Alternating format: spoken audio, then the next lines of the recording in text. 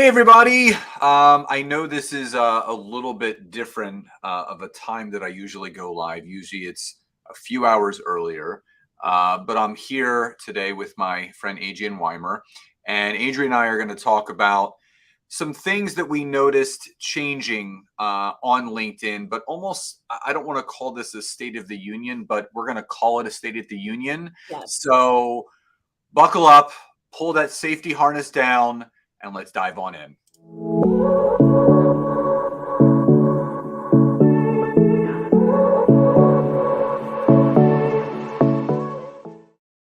So, hey everyone, again, Scott and Adrian here, and grateful to have you guys here today. Adrian is a top sales coach. Obviously, you know me from my LinkedIn consulting and coaching and all the stuff that I bring to the platform. As always, as you come on live, please drop into the comments hi and where you're tuning in from, or hashtag live, hashtag replay if you're coming in on the replay. Tag some people, share this video, like, love, support. Whatever you would like to do to let me know that you're resonating with this, but also please don't forget to go to my LinkedIn profile, hit my follow button, and turn my LinkedIn notification bell on so you do not miss any content that I push out Monday through Saturday. And also, as an audio and visual check, just drop a Y or a yes if you can see us and hear us clearly. So before we dive into, obviously, the three biggest problems with LinkedIn in 2023 that Adrian and I collaboratively feel need to be improved. Adrian, for my audience that is not familiar with you, obviously being a top sales coach, why don't you tell the audience a little bit about yourself? Who are the types of people that you help? And again, why LinkedIn became your number one driving source and tool for not only you and your business, but how you help other people. Yeah, first, Scott, thanks. I'm super excited to be here, and I can't wait for us to dive in on all the spicy topics. For people that I'm new to, my name's Adrian Weimer. I'm a sales coach and LinkedIn strategist, and I work primarily with women entrepreneurs who are building up their personal brand so that they can sign clients consistently using LinkedIn. Now, fun fact, I actually used to work at LinkedIn. So I worked at LinkedIn for about 4 years and taught sales. I feel like sometimes my career feels like Inception. I'm like sales coach within a sales coach within a sales coach. But it was really great being able to be within LinkedIn and help sellers really learn how to sell in a way that's authentic, because social selling and sales trends have changed so much in these last couple of years. Like what used to work, and we're going to dive into this, 5, 10 years ago, it's a different social selling game right now. Like the rules have been totally rewritten, right? So I really love working with women entrepreneurs specifically and helping them to really level up those sales skills, but build that brand. And I think LinkedIn's one of the most underutilized and most powerful places that we can be. Well, I think it's apropos that you're here. It was funny. We were talking about in the pre-show about a post I made, and it was about if people felt that some of the automated processes are ruining LinkedIn, in the sense of decreasing the amount of human connection, increasing the amount of hands off, and that's not what LinkedIn is all about.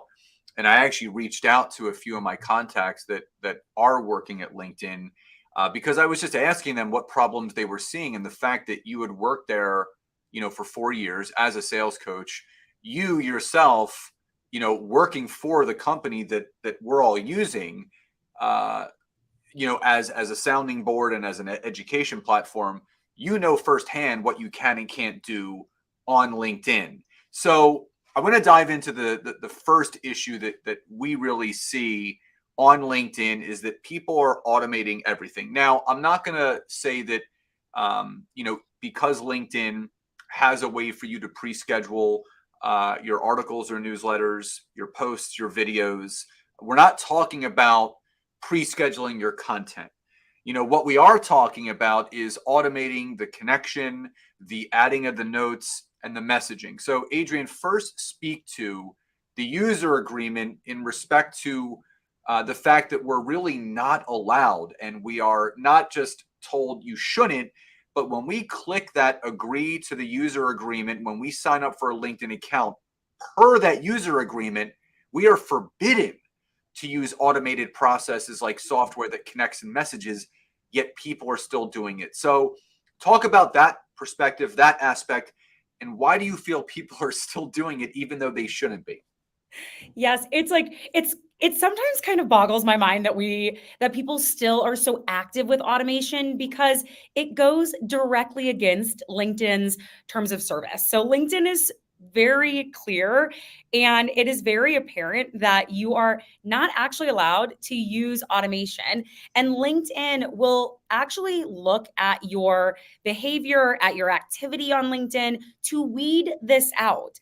Now, it's also important to note that you can literally lose your LinkedIn account for using automation. So, for all of these reasons, it makes no sense to actually leverage automation because you risk losing your entire LinkedIn account. And let me tell you, for anyone who has maybe had their account restricted or suspended or has tried to get their account reinstated, it is not always easy. It can be quite an uphill battle to get it back. So it's just an entire space that the risk is not worth the reward. I feel like that should be a big stamp and period enough to tell people not to use it. But we still see automation as really prevalent on LinkedIn. And I think the reason for that, and Scott, I can't wait to get your perspective on this too, is that people have been sold a quick fix. Hmm. You're an entrepreneur, you're in your business, there's a million hats you're wearing, and you want to see results quickly. And so we get sold this idea of, well, wouldn't it be great if messaging, which already can sometimes feel uncomfortable for people, could be taken off your plate and kind of run in the background? So it sounds nice. And I get the allure, and people who use automation are often really going for a numbers game, right? Like, I'm just going to try to blast out as many messages as I possibly can to see, like, great, I have a couple of calls booked, or am I making meetings happen? You have to really think of like the ROI of what you're doing. And one thing that is really important to me, I'm curious to get your thoughts on this too, is like brand above all else and like integrity in my business above all else. And so for me, that will always be like human centered approach. And that's just not what you get with automation. So automation feels like this shiny thing, but actually there's a lot of risk that's associated with it. So much I want to say because, the risk is not worth the reward. But something that you said earlier, if it sounds too good to be true, it most likely is in regards to the automated processes on LinkedIn. But, growing a business is a marathon, it's not a sprint. So there's a lot of people that really spray and pray, and they try to do all the connecting and the messaging, and they get nowhere. And here's the thing, this is no fault to that person that ends up falling for the marketing tactics of those individuals because they're sold a bad bill of goods, but you can't tell anymore who is and who's not successful, because I always let people know that what you see on social media for the most part is a mirage. It's Mm. people are showing you the highlight reel of their life and their business, and they could be riding the hot mess express in the background and you would never know it. So this whole notion of it being a numbers game, it's BS. It's not a numbers game. It's a quality versus quantity game. So people continue to ask people like Adrian and myself, how do we continue to grow and scale, not just ourselves, but our clients? Is because what we tell people, number one, you have to go after the right connections, the right conversations, and the right people to network with. You're not looking to just connect with anyone and everyone. But the second thing is having a strategic approach and understanding that the more relationships that you build on the front end, the more money shows up on the back end. Because something that you said is our business reputation is everything. And you get one shot. You get one shot at a great business reputation. Once it's ruined, it doesn't come back. And to your point about, people getting their accounts you don't get your account restricted on LinkedIn if they find out you're using software. They just delete it. And you lose every piece of content you ever produce. You lose every contact that you've ever had. You lose everything. And it's just not worth it.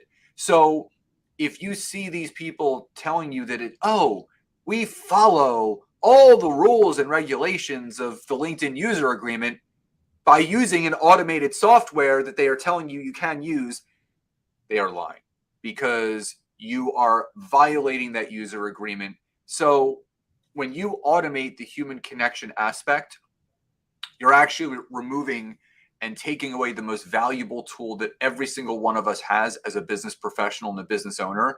And it's our own ability to create organic human connection with other people. And those that do it most often are the ones that are going to win, which brings me to my second point, Adrian, and I want to hear your thoughts on this.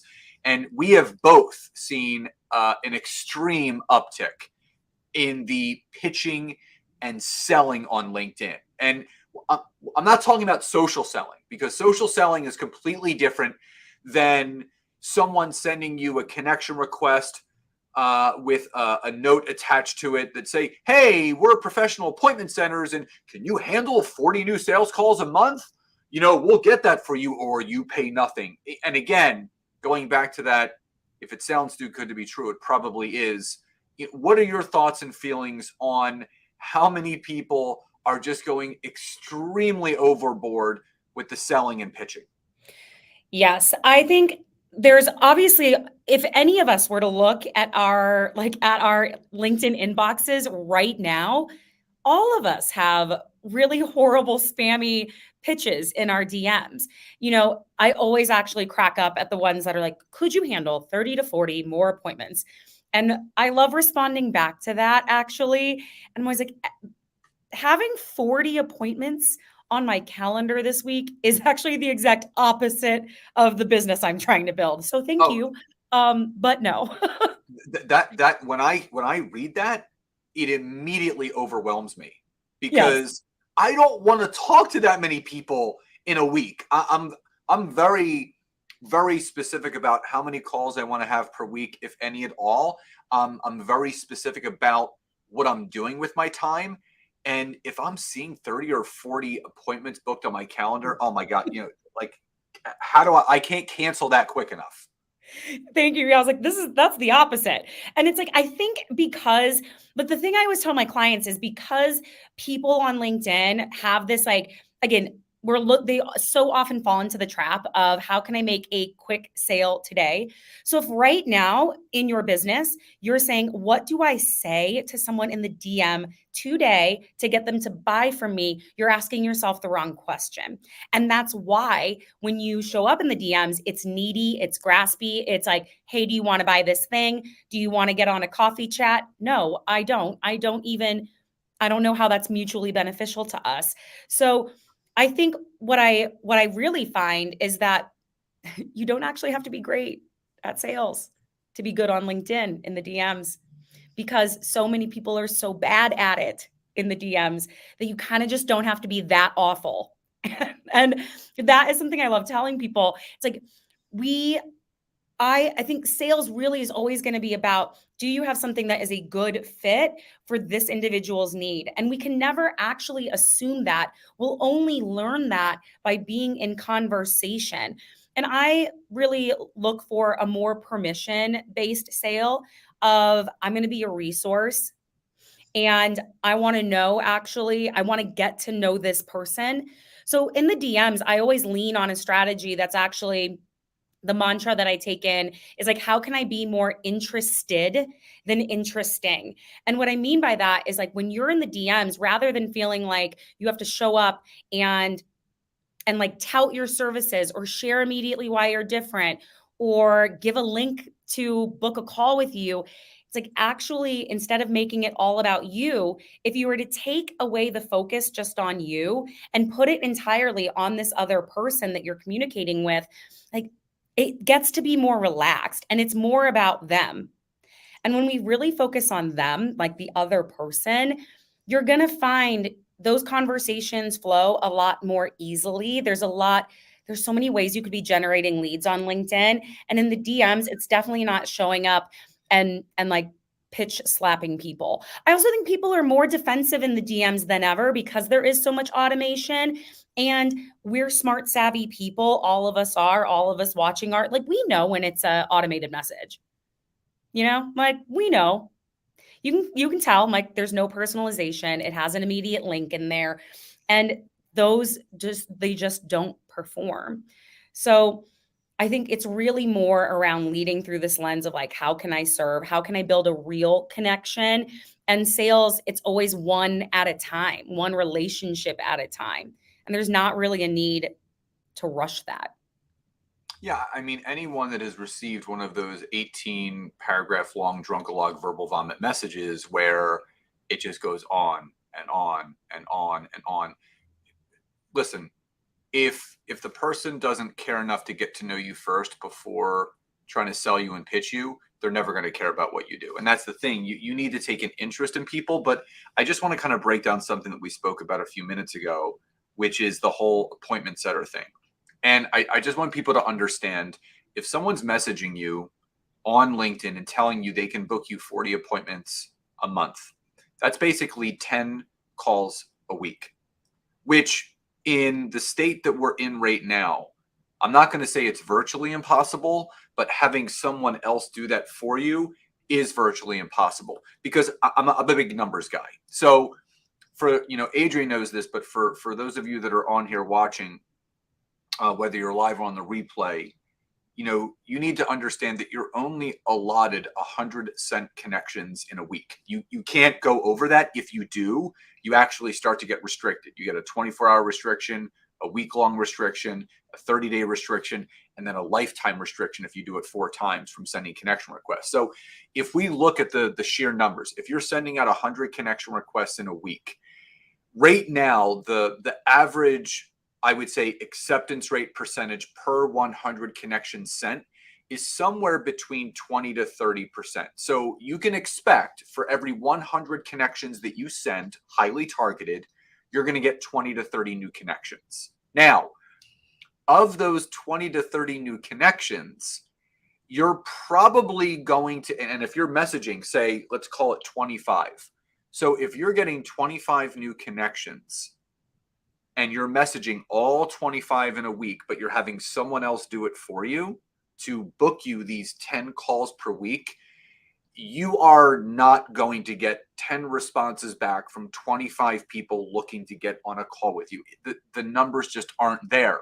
So you have to understand, numbers aren't always truthful with what these people are saying. Again, you have to understand, for the people that are watching this or listening to this, these are marketing tactics. And one of the oldest marketing tactics in the book is making false promises. And that's called over-delivering and under-promising. So they're basically over-delivering on what they can, but the promise at the end falls way, way short. So I'll go back to something that I said earlier. If it sounds too good to be true, it most likely is. So again, if you're not looking to build those relationships first, Dr. Tom says the freaking pitch after pitch after pitch of getting more traffic, instantly going to 50K a month. The connects mean automatic sales, no closing, a deal brings sales. There's nothing easy about growing your business, yet everyone seems to have the secret, which I could not agree more, Tom. I appreciate you chiming in. And I think this is the frustrating part on mine and Adrian's behalf, because, to Adrian's point, you don't have to be great at sales to run a good business. You just have to be really genuine in why you're connecting with someone, but also it's always about the other people and not yourself. Any of the greatest books that you'll read is that when you get results for other people, you're going to have people getting referred to you all the time. So it's not about you. It's what you can do for other people. So if we start to pull back on the reins of selling and pitching and really look to build, business alliances and collaborations and connection, you're going to see a greater opportunity to actually bring business in and close more sales, which brings me to my third point that I wanted to talk about with you today. And this goes back to the point of personal branding. And for those that didn't know this, there have been multiple articles written, multiple blog posts out there, and some of the top marketing minds in the world, Amy Porterfields of the world, have all said the number one social media platform to build your personal and business brand right now is LinkedIn. And a lot of people aren't doing it, but to that point, Adrian, people are treating LinkedIn like every other social media platform. They're treating it like TikTok. They're treating it like Instagram and Facebook and YouTube. So let's talk to the aspect of building your personal and business brand on LinkedIn and why people should not be treating it like every other platform that they're on. Yes. One, I think with like the importance of personal branding cannot be underscored enough. When I think about just some of the changes that I've been observing and that my clients have been seeing in the industry in these last couple of years, the thing that is really helping brands and businesses that last, that actually make it past that like critical 2, 3, 5 year mark, it's like it always comes back to the foundation of brand. Brand will be built on trust. It's like when I say brand, by the way, I don't mean your logo or the colors that you have in your branding kit or even like the beautiful script font you may have picked. I mean, when I say branding, like what is it you want to be known for? And you should have a really clear answer to that. Like, what is it that you want to be known for? And how are you building community with intention? And that goes beyond simply posting on LinkedIn, by the way. It's like, how are you building up your brand so that this is something that has longevity? This is something that continues to build and get stronger. And this is going to make that ability to connect, to make sales, to grow easier and easier and easier. Now, so many people miss out on LinkedIn. And I think it's such a big, it's just a gap. And I understand, Scott, you've probably heard this so many times too, that people find LinkedIn to be a little intimidating. So I've had a lot of clients who say, look, I know my ideal person is probably on LinkedIn. However, I'm not sure how to get started. So what they tend to do is they will like dip their toe in the LinkedIn pond. So they might take a couple of Instagram posts and like plop it over on LinkedIn, cross their fingers and just test it to see what happens. But obviously, that's not even real testing. It's like anytime I see a LinkedIn post that's got a paragraph of hashtags, I'm like, no, I know that you're just copying your Instagram content over here, or you copied your Instagram reel that is super cute and kitschy. And I love your trending audio, but it doesn't actually connect with your brand or make me want to take an action. And so to put it on LinkedIn can feel like a miss. And people just feel lost. I think that's why, even in your story earlier, it's like you'll hear people say, I tried LinkedIn. I tried it for 6 months. I gave it a shot for a year. But it's like, did you really? Because you probably weren't doing the right things. And LinkedIn's a really different platform. Yeah, go ahead. Well, just so people know, it takes longer than a year to get results on LinkedIn.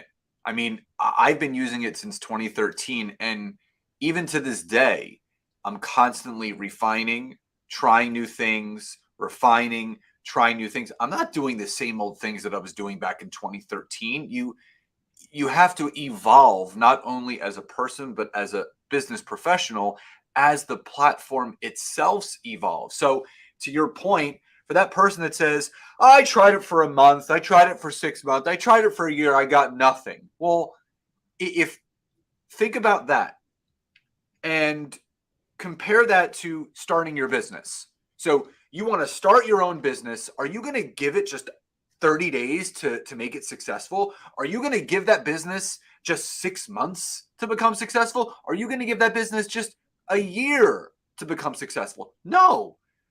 No matter what your business is doing at the end of the next year, you're like, all right, let's keep going forward. We're going to keep making this work. So on to year 2, on to year 3. That same principle needs to apply to what you're doing on LinkedIn. It is not a quick fix. Remember, this is the analogy I give, Adrian, is that you can take Usain Bolt, who is arguably one of the greatest short track runners in history. You can put him in any marathon, anywhere in the world, and he will lose every single time because he was built for speed. He was not built for distance. So you have to understand your business is built for distance. It's not built for speed. Anything that you want to grow super fast is going to fail just as fast. But if you take that 401k approach, right? You do those daily deposits, those daily investments of your connections, of your messaging, of your conversations, of your content. Over time, it's going to build into the business that you want it to be. Oh, I wish more people, I'm like, let that sink in. Like, really let that sink in. Like, I wish more people could not just hear that, but actually embody it, because I get it. It can be hard to implement. But if we started viewing our business with the long view rather than it's about to be August 1st tomorrow, how am I going to make X amount in the next 30 days? It's like, why do we think about our business from that lens? Because when we do, it's like what it produces is a lot of short-term strategies. And when we're thinking short-term of just how do I make quick cash today, then it puts us in this state of almost anxious panic, because you feel like the clock is like clicking and dropping down. Like, I got a month. What am I going to do? When instead it's like, actually, if we played for the long game and we made decisions based on how am I going to be growing my business, because what you're creating is an asset that should be here for longer than the next 90 days or the next year. But actually, you're building an asset that could be here for decades or multiple decades if you want it to. But those businesses that stand the test of time, they're thinking about things from a long view. It's like, even when I worked in corporate and we looked at a slow a quarter, we wouldn't even look like, just by month always. It's like, did we freak out? It's like, no, you readjust, you refine, and you make small pivots, and you continue to get better and better and better. But so many of us, we're like assessing the success of our business based on the last 30 days. If people could actually give themselves the runway, give themselves the space to actually breathe and say, like, I'm going to be thinking long term about the next 6 to 12 months. How am I focused on brand? How am I focused on lead generation? How am I focusing on sales? Like, that's going to create a sustainable business. And it feels so much more fun. Well, when you fail to plan, you're planning to fail. That's the old analogy.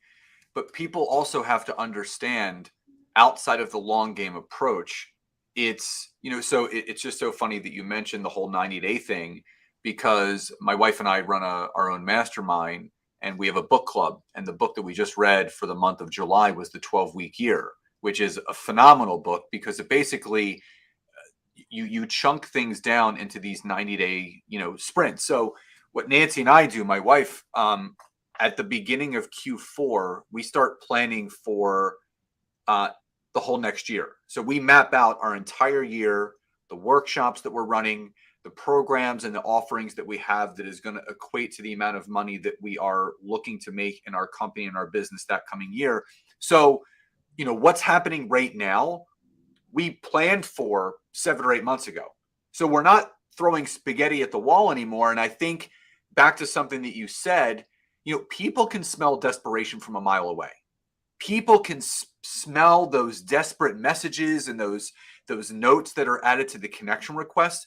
When you build a business in desperation, it's never going to move anywhere.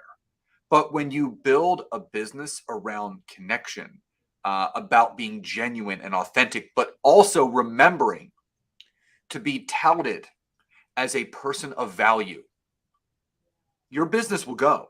And that's the thing, that's what I take pride in, and I know Adrian takes pride in, is that you can go on to our LinkedIn profiles at any given time, and you can go through any of our posts. And I promise you, and I guarantee every single person that's watching this, you will find abundant amounts of value added and educational information. We are not selling and pitching. We are educating, we're informing, and we're building the know, like, and trust. And just so you guys know, in business, no one ever buys anything from anyone that they don't know, like, or trust. So when you take that aspect into place with everything that you do, you think about, okay, what am I going to post today that's going to leave the person better who's reading it, watching it, or listening to it?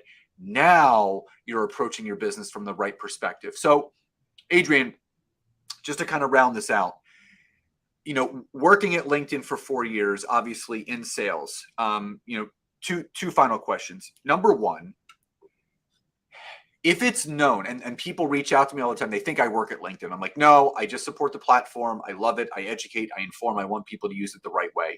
People ask me, they're like, Scott, can you reach out to LinkedIn and tell them to have people stop using automation? So I just want you to kind of reiterate that LinkedIn does have an amazing support and security team behind the scenes working tirelessly.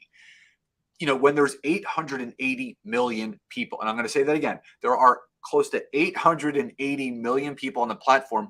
It's hard for them to keep up with all of that. So just speak to the fact that LinkedIn is doing everything and anything that they can to keep this platform safe, secure, and non-spammy.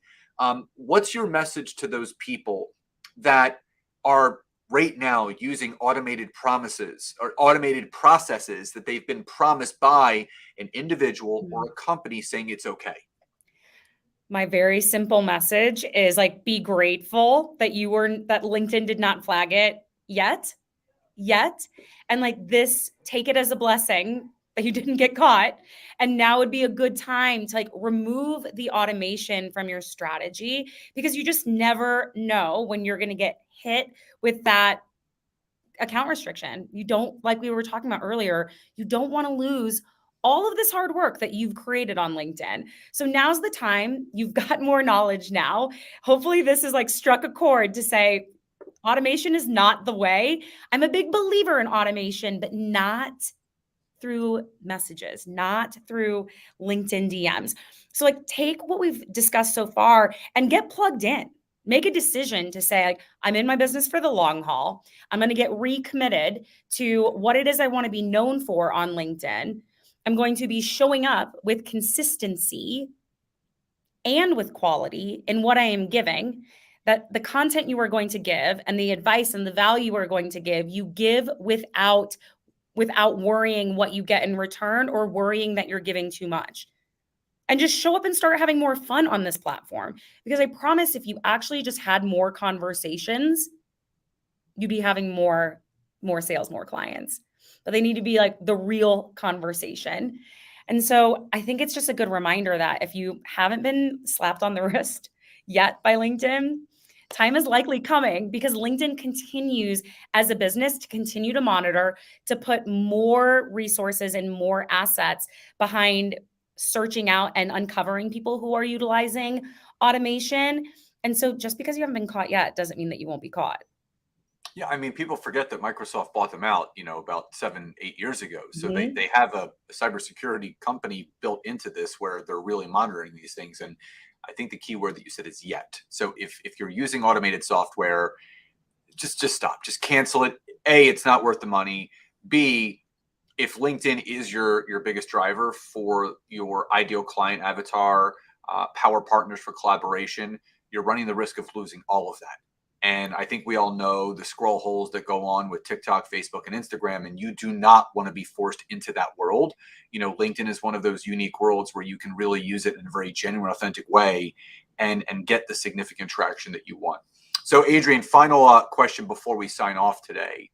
If you could kind of put your thumb on something that you've done yourself in the last year that has really up-leveled your business, your strategy, that you always suggest people to do because it's just the smart thing to do, it's the right thing to do, what comes to mind when you're asked that question?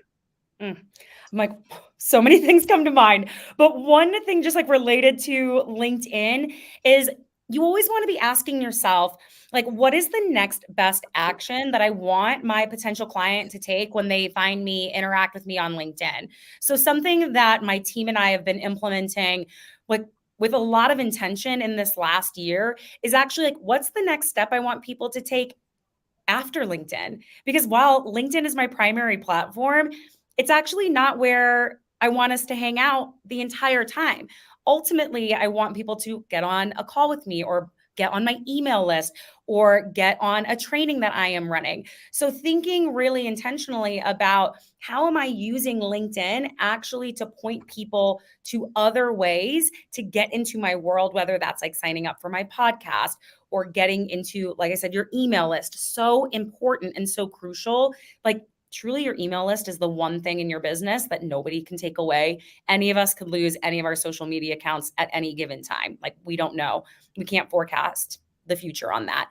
So looking at what is within span of control, like I really recommend for people to, number one, think about where do you want people to go after LinkedIn and how are you making that client and customer journey really seamless. If you could look right now and start to identify like where do people fall off or where is it not so easy to figure out what the next step is, that's a gap. That's an opportunity. Like we want to really be looking at like what are those natural points of continuity for your client and customer journey.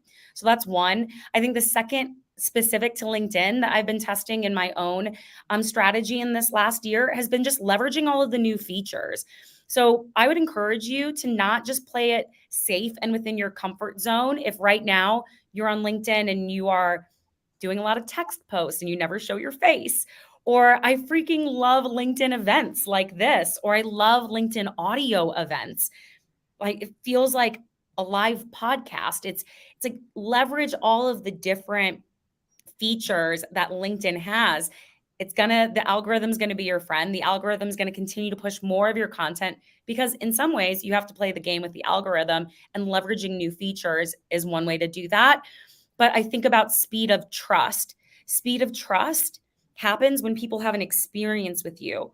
So creating content on LinkedIn is good. It's necessary. It's one part though. So I find incorporating other elements like a LinkedIn Live, like collaborations like this, or a LinkedIn audio event that has been performing really, really well for my clients and for myself and my team. How about you? We totally have to do a podcast swap because, and you're really lucky my wife is not on here because everything you just said, we would probably talk for another hour because Yes. a lot of what you said, we teach and we completely believe in. For me, I'm gonna second the notion of what you said. If you're not leveraging all the incredible tools that LinkedIn has to offer, and just to your point, what people fail to recognize is LinkedIn is just like any other social media platform. It's a social media platform, which means it's rented land. So I can't tell you, Adrian, how many people I've talked to, and I said, well, what's your email list size? Are you getting people off of LinkedIn onto an email? They're like, I don't even have one. And I'm like, man, you are really running the risk of putting your business in really, really bad position. So, Nancy and I, over the last 3 years, we realized this. We've built up our email list over 11,000 now, which we own. To your point, we own that email list. Those are people that have said, yes, I want to get emails from you. I want to find out when you're doing workshops. And again, if you're putting all your chips into that basket of I'm going to build just on social media and hope and pray it works out, it's not going to work out. So you have to be thinking about, to Adrian's point, what is that journey, the customer value journey? How are you going to get them off of the platform into an email list? And that could be using the LinkedIn clickable link in your profile if you have creator mode turned on, having different things featured in your featured content section where you can have an opt-in, you can have your podcast, you can have your calendar link. There are so many creative and inventive ways of leveraging just your LinkedIn profile to create a journey for people to get to know you. You just have to dig in. So we really wanted to come on here today to just raise some attention and awareness about some of the biggest problems that we see with the automation, with the selling and the pitching, and with treating this just like any other platform, which it's, if it's not apparent now, I think you guys should all know it's not. So, Adrian, if outside of LinkedIn, if someone is interested in learning more about you and how you help people, your podcast, your website, where's the best place for people to go find out more about you and how you serve people? Yes, thank you. Well, obviously, connect with me on LinkedIn. Like I hang out here all the time. You can find me at Coach Adrian Weimer on LinkedIn and on Instagram. And I have my podcast where I drop weekly tips on how to grow your business and how to scale on Infinite Success Secrets podcast. So those are the best places to find and connect with me. Wonderful. Well, I hope everyone enjoyed this little dual live training today. Again, I'm a big believer in bringing in other like-minded people, like myself and Adrian together, so we can share that similar voice, similar information, but heard maybe in a different way. But also letting you know that you're hearing this from a reputable source. Not just me, but Adrian worked for LinkedIn and at LinkedIn for 4 years. So she knows all about this stuff and what you should and shouldn't do. So we really do hope that you take our advice. So everyone, thank you so much for being here. Love and gratitude, and we'll talk to you next time. Bye, everyone.